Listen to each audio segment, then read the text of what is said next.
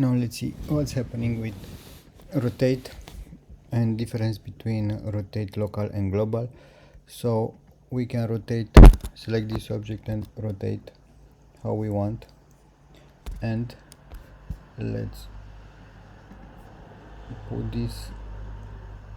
You see, this is how we can rotate along the blue axis Z, and if you are changing the transform orientation from global to local, the orientation is changed something like this.